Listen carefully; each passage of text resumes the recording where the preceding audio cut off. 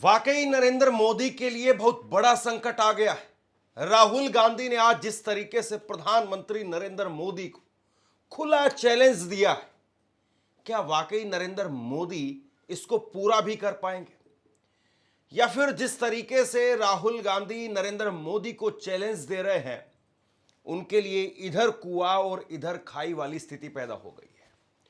दोस्तों, मैं ये बात क्यों कह रहा हूं? ये बात मैं इसलिए कह रहा हूं क्योंकि राहुल गांधी आज उन्होंने मध्य प्रदेश में सरकार के खिलाफ न केवल मोर्चा खोला, बल्कि नरेंद्र मोदी को व्यक्तिगत तौर पर एक चैलेंज दे दिया। और उन्होंने अपने ट्विटर हैंडल पर करीब 26 मिनट आज उन्होंने भाषण दिया, लेकिन सिर्फ एक ही क्लिप उन्होंने अपने ट्विटर हैंडल पर शेयर की। यानी 26 मिनट के भाषण में सिर्फ एक ही चीज ऐसी है जिसको राहुल गांधी अब लेकर के आगे बढ़ने वाले हैं।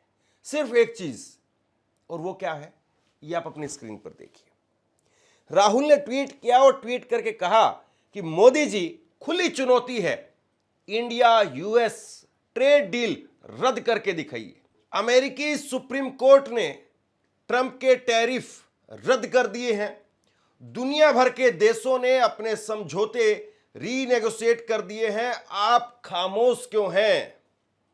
सारा देश जानता है आप ये कर ही नहीं सकते हैं, क्योंकि आप अमेरिका की ग्रिप में हैं, चोक करके पूरा सरेंडर कर चुके हैं। अब इसको आसान भाषा में आपको समझाता हूं। राहुल गांधी ये कह रहे हैं कि जब अमेरिका की सुप्रीम कोर्ट ने डोनाल्ड ट्रंप की तरफ से लगाए गए जितने भी टैरिफ के फैसले थे उन सबको रद्द कर दिया है, तो ऐसे में नरेंद्र मोदी वो सामने क्यों नहीं आ रहे हैं? दुनिया भर के कई अलग अलग देशों ने ट्रंप को लेकर के टैरिफ पर जो पहले फैसला किया था, अब चूंकि वहां की सुप्रीम कोर्ट ही नहीं मान रही है, तो आप मान क्यों रहे हैं? आप भी सामने आकर के कह दीजिए कि भाई, आपका और हमारा जो ट्रेड डील हुआ था और उसमें जो आपने टैरिफ लगाया था उसको हम नहीं मानते, क्योंकि आपकी सुप्रीम कोर्ट ने आपके फैसले को खारिज कर दिया। लेकिन आप नहीं कर पाएंगे। आप इसलिए नहीं कर पाएंगे क्योंकि आप ग्रिप और चोक का शिकार हो चुके हैं। अमेरिका के सुप्रीम कोर्ट ने कहा कि ट्रंप ने जो टैरिफ लगाए हैं दुनिया में, उनको हम रद्द करेंगे, और उन्होंने रद्द कर दिया। बाकी देशों ने बात सुनते ही कहा कि देखिए, सुप्रीम कोर्ट ने रद्द कर दिया तो हम भी डील रद्द कर रहे हैं। मगर नरेंद्र मोदी के मुंह से एक शब्द नहीं निकला। मैं चैलेंज करता हूं नरेंद्र मोदी जी को, इस स्टेज से चैलेंज करता हूं। अमेरिका के सुप्रीम कोर्ट ने ट्रंप को कहा है कि आपके जो टैरिफ हैं उनको हम रद्द कर रहे हैं। मैं चैलेंज करता हूं नरेंद्र मोदी को कि आप हिंदुस्तान और यूएस की डील को रद्द करके दिखा दीजिए। दम है तो करके दिखा दीजिए। ये नहीं कर सकते हैं। बीजेपी के कार्यकर्ताओं, मैं आपको बता रहा हूं, ये नहीं कर सकते हैं, क्योंकि इन पर अमेरिका का, ट्रंप का दबाव है। ये नहीं कर सकते हैं क्योंकि एप्स्टीन की धमकी है और अदानी का जो क्रिमिनल केस है वो इनके सिर के ऊपर लटका हुआ है। हिंदुस्तान को धोखा दिया है, यह सच्चाई है। अब इसके पीछे राहुल गांधी एक तरीके से लोगों के दिमाग में यह बात डाल रहे हैं कि मोदी इसलिए नहीं कर पा रहे हैं क्योंकि एक तरफ एप्स्टीन है, एप्स्टीन की फाइल्स है, वो एप्स्टीन की फाइल्स में सरकार के मंत्रियों के नाम है, खुद नरेंद्र मोदी का नाम है, और बहुत सारी बातें कही जा रही है। और दूसरी तरफ अडानी है, अडानी पर अमेरिका के अंदर केस है, अडानी के पास में जो पैसा है वो नरेंद्र मोदी का है, बीजेपी का पैसा है। ये सारे जो आरोप हैं ये राहुल गांधी और कांग्रेस पार्टी लगा रही है। और केवल ऐसा नहीं है कि आज मंच से राहुल गांधी बोल रहे थे तो वहीं पर गर्मी दिखाई दे रही थी कि एक दिन की रैली थी, ठीक है, एक दिन की रैली में बहुत कुछ बोल दिया, बोल करके आ गए और उसके बाद में घर में आकर के सो जाएंगे। दिल्ली के अंदर भी आज करंट फिर से बरकरार दिखा। ये तस्वीरें देखिए आप, ये तस्वीरें निकल करके सामने आई हैं राजधानी दिल्ली से, जहां पर कांग्रेस के, यूथ कांग्रेस के दफ्तर के बाहर एक प्रोटेस्ट किया गया। लेकिन बड़ी बात यह है कि यूथ कांग्रेस के कार्यकर्ताओं को दफ्तर से निकलने भी नहीं दिया गया। उनके दफ्तर के बाहर ही बड़ी संख्या में बैरिकेड लगा दिया गया और पुलिस दफ्तर के अंदर ही एक तरीके से कैद करती हुई दिखाई दी।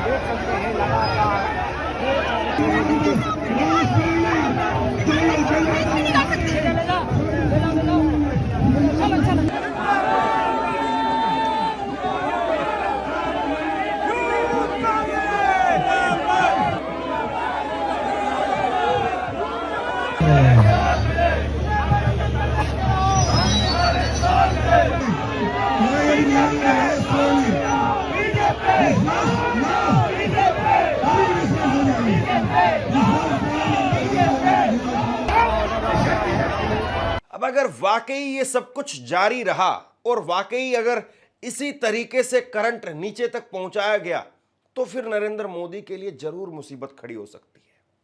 और अगर वाकई ये बात लोगों के दिलो दिमाग में बैठ गई कि राहुल गांधी नरेंद्र मोदी को जो चैलेंज दे रहे हैं, नरेंद्र मोदी अमेरिका के साथ में टैरिफ डील उसको रद्द नहीं कर रहे हैं, वहां का सुप्रीम कोर्ट मान नहीं रहा है, वाकई कहीं इसके पीछे एप्स्टीन की फाइल्स तो नहीं है, वाकई इसके पीछे कहीं अडानी का केस तो नहीं है, इसीलिए मामला अटका हुआ था 4 महीने से, हो नहीं पा रहा था। अब ये सारी चीजें अगर लोगों के दिमाग में, दिल में घर कर गई, बस गई, तो फिर बड़ा मुश्किल है। देखिए, हमारे यहां पर अगर आप देश की राजनीति का स्तर देखेंगे या देश की राजनीति की स्टाइल देखेंगे या देश की राजनीति का असर देखेंगे तो आप करप्शन की जितनी मर्जी बातें उठाइए, लोग यकीन नहीं कर पाते हैं। कहिए कि फला जगह पर सड़क बनी और फला जगह पर सड़क बनी, उसमें करप्शन हो गया, सड़क को ऐसे ऐसे करके उखेड़ दिया गया, तो लोग उस पर बहुत ज़्यादा तवज्जो नहीं देते। आजकल दिन बहुत सारी ऐसी वीडियोस सामने निकल करके सामने आती है कि लोग जूते की नोक से ऐसे ऐसे सड़क को कुरेद देते हैं और सड़क उखड़ जाती है, लेकिन वो वीडियोस बहुत वायरल नहीं होते क्योंकि लोगों ने हजम कर लिया है कि हाँ, नेता है तो मतलब 1000-2000 करोड़ रुपए खा ही जाएगा, कोई सांसद बना है तो वो 500-600 करोड़ 800-700 करोड़ रुपए कमा ही लेगा, इसमें लोग मान बैठे हैं। लेकिन जहां मामला नैतिकता का आता है या जहां मामला करेक्टर का आता है, वहां पर लोगों के कान खड़े हो जाते हैं। और नरेंद्र मोदी, उनको लेकर के आप ये कहिए कि गुजरात में जब वो थे तब से भी बहुत सारे ऐसे आरोप नरेंद्र मोदी पर लगते रहे, पीछा करवाने के आरोप लगते रहे, या फिर यूं कहें कि किसी की जासूसी करवाने के आरोप लगते रहे, या फिर आप यूं कहिए कि आज के वक्त में बीजेपी के जो मंत्री हैं कपिल मिश्रा, वही एक वक्त में जब विधानसभा में थे आम आदमी पार्टी के विधायक के तौर पर, तो वो कुछ सीडी खोल रहे थे नरेंद्र मोदी की। तो ऐसा नहीं है कि नरेंद्र मोदी का इतिहास रहा नहीं है, नरेंद्र मोदी का एक इतिहास रहा है ऐसे मामलों को लेकर के। और अगर वाकई कुछ ऐसा है, ये बात लोगों के दिलों में बैठ गई, फिर बहुत मुश्किल है। क्योंकि अभी तक नरेंद्र मोदी का जो सबसे बड़ा तुर्रा है वो यही है कि भाई ना आगे कोई है ना पीछे कोई है, मैं तो देश के लिए कर रहा हूं। और अगर लोगों को ये समझ में आ गया, ये लोगों के दिमाग में ये बैठ गया कि भाई आगे और पीछे अमेरिका और अमेरिका की फाइल्स और इस तरीके के घिनौने काम और इस तरह के घिनौने कृत्य अगर वो है, तो फिर बहुत मुश्किल हो जाएगा कि आप अपनी कुर्सी और अपने आप को बचा पाएं और नैतिकता के नाम पर फिर सफाई पेश कर पाएं। मल्लिकार्जुन खड़गे भी आज मंच पर थे और मल्लिकार्जुन खड़गे ने भी आज जोरदार तरीके से बोला और कहा कि मैं भी इतने बरसों से राजनीति के अंदर हूं, मैंने भी बहुत बार नेता देखे हैं, विधानसभा से लेकर के और संसद तक नेता देखे हैं, विपक्ष के नेता भी देखे, सत्ताधारी पार्टी के नेता भी देखे, लेकिन पहला प्रधानमंत्री ऐसा देख रहे हैं जो प्रेस कॉन्फ्रेंस नहीं कर पाता है।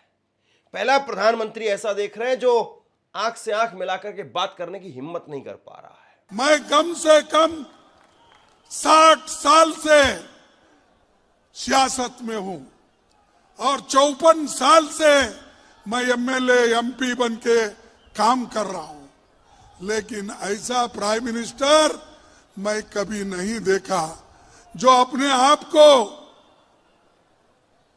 पार्लियामेंट में आकर हमसे मिलकर, जैसा कि राहुल जी ने कहा, आंख में आंख भी नहीं मिलाता, अपनी बात को भी नहीं रखता, एक प्रेस कॉन्फ्रेंस नहीं करता, और सब कुछ जो बोलता है इतवार के दिन,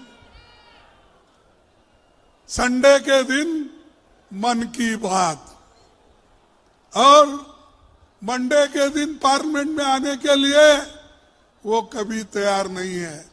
अरे भाई, तुम्हारी मन की बात वहां आके बोलो ना, वो नहीं तो इतना डरा हुआ डरपोक एक हमारे प्राइम मिनिस्टर है। उन्होंने क्या करते हैं? कांग्रेस को डराने की काम करते हैं, कांग्रेस को गालियां देने का काम करते हैं, कांग्रेस के युवा कांग्रेस को हरासमेंट करने का काम करते हैं। लेकिन दोस्तों, याद रखिए, कांग्रेस कभी भी डरने वाली नहीं। हमारी पार्टी ने, हमारे कार्यकर्ताओं ने ब्रिटिशरों को भगाया, आजादी ली। अरे तुम तो डरपोक लोग सरेंडर हो गए थे, तुम आरएसएस वाले सरेंडर हुए थे, सभी ने माफीनामा लिख के दिया, और उसके बारे में बात करते देशभक्ति का। देशभक्त तो असल कांग्रेस में है, यूथ कांग्रेस में है, किसानों में है, यहां पर भक्ति है। अब नरेंद्र मोदी कुल मिलाकर के एक ही तुर्रा दे रहे हैं कि भाई ये कांग्रेस है, ये तो नंगी है, कपड़े उतार दिए और वो बहुत सारी बातें। आज मल्लिकार्जुन खड़गे ने कहा कि भाई कपड़े तो आपके भी उतरे थे, सरकारी कार्यक्रम तो तब भी चल रहा था, और इंटरनेशनल मंच तो तब भी सजा हुआ था। जब 2010 में कॉमनवेल्थ खेल के दौरान आपके लोग कपड़े उतार करके और वहां पर पहुंच गए थे, तब भी चल रहा था, तब आपको दिखाई नहीं देता था। आज हमारे युवा कांग्रेस को बोलते हैं देश का मर्यादा खत्म। अरे भाई, जब एक कॉमनवेल्थ गेम हुआ था, यही बीजेपी के लोग जब बाहर के युवा खेल के लिए मैदान में आए थे, तो इन्होंने उस वक्त सत्याग्रह करा, इन्होंने काला झंडा बताया, इन्होंने गाड़ियां रोकी और देश का अपमान किया। और ऐसे लोग हमको कहते हैं कि आपने देश का अपमान। अरे देश बचाने वाले हम हैं, जान देने वाले हम हैं, और हम कभी जान लेने वाले नहीं हैं। हमारे पास कोई गोडसे नहीं है, हमारे पास गांधी है। हमारे पास कोई गोडसे नहीं है, हमारे पास गांधी है। और आज युवाओं की लड़ाई लड़ने के लिए राहुल गांधी है। राहुल गांधी और मल्लिकार्जुन खड़गे की जोड़ी वो बीजेपी के लिए परेशानी का सबब तो 2024 के चुनाव में भी बन गई थी। लेकिन अब बीती बात को आगे नहीं दोहराया जा सकता है। अब तो आगे का चुनाव है, आगे की बातें हैं।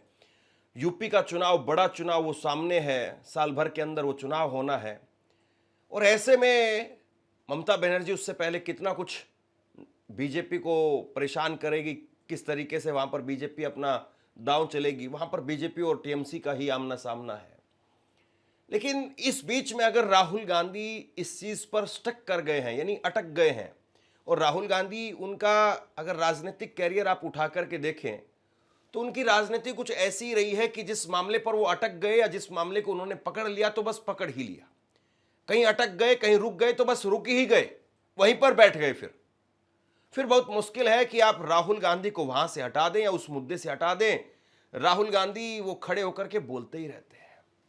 और अब वो इस मुद्दे पर अटक गए हैं कि भाई ये ट्रेड डील 4 महीने से अटकी पड़ी थी, और ये ट्रेड डील अचानक से क्यों हो गई? ये ट्रेड डील के लिए नरेंद्र मोदी अचानक से तैयार क्यों हो गए? यही सबसे बड़ा मसला है। और यही मसला जो है, अगर राहुल गांधी लोगों तक पहुंचा पाए तो फिर कहीं ना कहीं बीजेपी के लिए, नरेंद्र मोदी के लिए नैतिक तौर पर बहुत सारे सवाल खड़े हो जाएंगे। नरेंद्र मोदी जी ने ट्रंप को फोन कॉल लगाया, ट्रंप ने ट्वीट किया है कि हिंदुस्तान के प्रधानमंत्री ने मुझे फोन किया।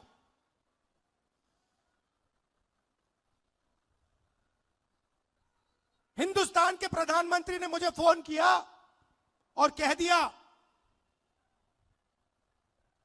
कि यूएस इंडिया डील को मैं साइन करने को तैयार हूं। मैं आपसे पूछना चाहता हूं, यह 4 महीने डील रुकी हुई थी।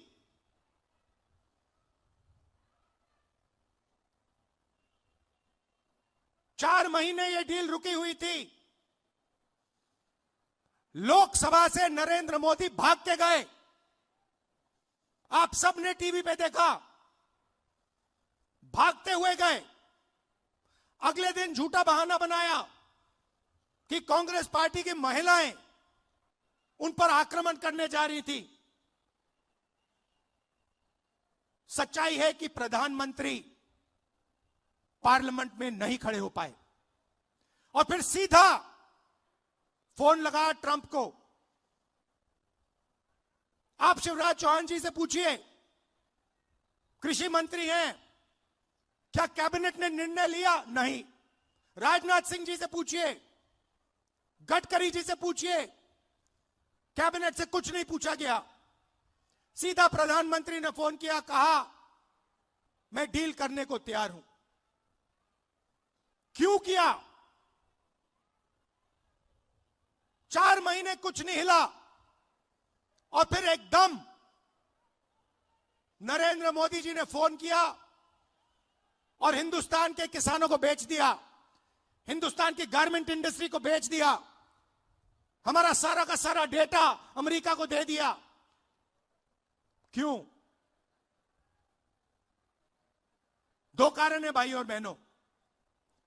पहला कारण, अमेरिका में लाखों फाइल, एप्स्टीन की फाइल बंद पड़ी हुई हैं। लाखों फाइल,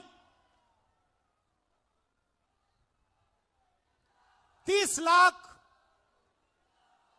लाख फाइल, उसमें ईमेल है, मैसेजेस हैं, वीडियो है, सब कुछ है। वो रिलीज नहीं हुई है, वो बंद पड़ी है। रिलीज क्या किया है मैं बताता हूं। धमकाने के लिए रिलीज किया है हरदीप पुरी का नाम।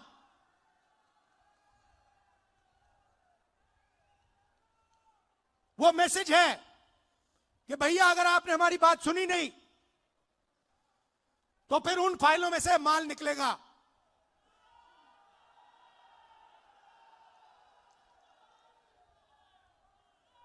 भाई और बहनों, अनिल अंबानी मेरा मित्र नहीं है। नरेंद्र मोदी जी, आप बताइए देश को, अनिल अंबानी के साथ आपका क्या रिश्ता है? अनिल अंबानी एप्स्टीन फाइल में है, हरदीप पुरी एप्स्टीन फाइल में है, और एप्स्टीन फाइल में और भी नाम है जो अभी छुपे हुए हैं। पहला कारण ये। और दूसरा कारण, और भी खतरनाक कारण, मैं भी आ रहा था, गाड़ी में आ रहा था, मैंने देखा अदानी आईसीसी, जहां भी आप देखो अदानी का नाम है। देखा आपने? एयरपोर्ट, सीमेंट, जहां भी देखो। भाई और बहनों, ये जो अदानी है, ये कोई मामूली कंपनी नहीं है। ये बीजेपी का, नरेंद्र मोदी का पूरा फाइनेंशियल स्ट्रक्चर है। ये इनका पूरा फाइनेंशियल स्ट्रक्चर है। और दूसरी धमकी क्या है? दूसरी धमकी है कि अमेरिका में अदानी जी पर क्रिमिनल केस है। शायद आपको मालूम नहीं है, मगर अदानी जी अमेरिका नहीं जा सकते, यूरोप नहीं जा सकते। डरे हुए हैं कि अगर मैं हिंदुस्तान से बाहर गया, अमेरिका गया, मेरे ऊपर क्रिमिनल केस है, मुझे अंदर कर देंगे, पकड़ लेंगे। भाई और बहनों, अमेरिका का केस जो है उसका लक्ष्य अदानी नहीं है, उस केस का लक्ष्य नरेंद्र मोदी है। वो तीर अदानी की ओर नहीं मारा जा रहा है, वो तीर नरेंद्र मोदी जी की ओर मारा जा रहा है। इन दो कारणों, ये दो कारण थे कि नरेंद्र मोदी जी पार्लियामेंट से भाग के निकले और उसी शाम उन्होंने ट्रंप को फोन किया और कहा, सर जो भी आप चाहते हो, जो भी आप उचित समझो वो आप करो, मैं साइन करने को तैयार हूं। देश को बेच दिया। अब सबसे बड़ा सवाल यह है कि अभी तक नरेंद्र मोदी वो समझ रहे थे कि राहुल गांधी कांग्रेस पार्टी को उन्होंने बैकफुट पर धकेल दिया है। उन्होंने बहुत सारी बातें कही कि टीएमसी के ऊपर पाप नहीं लगेगा, डीएमके के ऊपर पाप नहीं लगेगा, फारूक अब्दुल्ला की पार्टी उनके ऊपर पाप नहीं लगेगा, बीएसपी पर पाप नहीं लगेगा। लेकिन जिस तरीके से अब पाप का भागीदार राहुल गांधी नरेंद्र मोदी को बता रहे हैं, यह पाप तो बहुत बड़ा है। देखिए, अगर आप सिचुएशन को दोनों को अपने सामने रख करके बैठे कि एक कपड़ा उतार करके प्रदर्शन कर देना, वो क्या वाकई बहुत बड़ा पाप है? या फिर कथित तौर पर जो आरोप लग रहे हैं कि भाई आप एप्स्टीन की फाइल्स की वजह से रुके हुए थे या एप्स्टीन की फाइल्स की वजह से आगे नहीं बढ़ पा रहे हैं, अगर ये सच है और अगर लोगों ने इसको सच मान लिया, क्योंकि जनता है साहब और पॉलिटिक्स वो परसेप्शन पर चलती है, सच क्या है झूठ क्या है ये आप लोगों तक पहुंचाएंगे तब तक तो बहुत देर हो चुकी होती है। और नरेंद्र मोदी वो एप्स्टीन की फाइल्स का जिक्र भी नहीं करने वाले। उनकी हमेशा से राजनीति कुछ ऐसी रही है कि भाई आप इस टॉपिक पर बात ही मत करो, खत्म कर दो, जिक्र ही मत करो।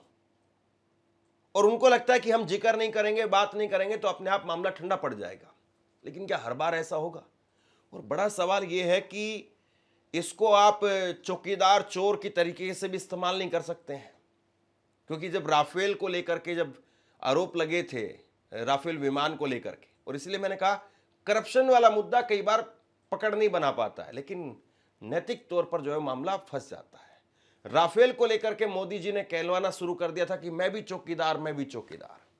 अब क्या कहेंगे, मैं भी एप्स्टीन, मैं भी एप्स्टीन? ये तो नारा चल ही नहीं सकता, ये तो बोल ही नहीं सकते। तो ऐसे में अब सरकार अगर सफाई भी देगी तो किस तरीके से देगी? विदेश मंत्रालय ने कह दिया कि साहब एक ऐसे आदमी जो अपराधी आदमी था और उस अपराधी आदमी की बातों को तवज्जो नहीं देते हैं। लेकिन जिस तरीके से हरदीप पुरी ने स्वीकार किया, और हरदीप पुरी के फिर उन्होंने 4 बार बातें कही कि 4 बार जो है मुलाकात हुई थी, लेकिन मुलाकात 4 बार नहीं 14 बार हुई। ये फाइल्स के जो बाकी के नोट्स थे वो निकल करके सामने आ गए। तो कुल मिलाकर के एक ऐसी जगह पर जाकर के राहुल गांधी चोट कर रहे हैं जहां पर बीजेपी के पास में बचाव का कोई बहुत ज्यादा रास्ता दिखाई नहीं देता है। अब ऐसे में सबसे बड़ा सवाल यही है कि नरेंद्र मोदी वो कैसे और किस तरीके से अपने आप को इस चक्रव्यूह से बाहर निकालते हैं। आप क्या सोचते हैं नीचे कमेंट बॉक्स में लिख करके जरूर बताइए। इस खबर को शेयर कीजिए। धन्यवाद।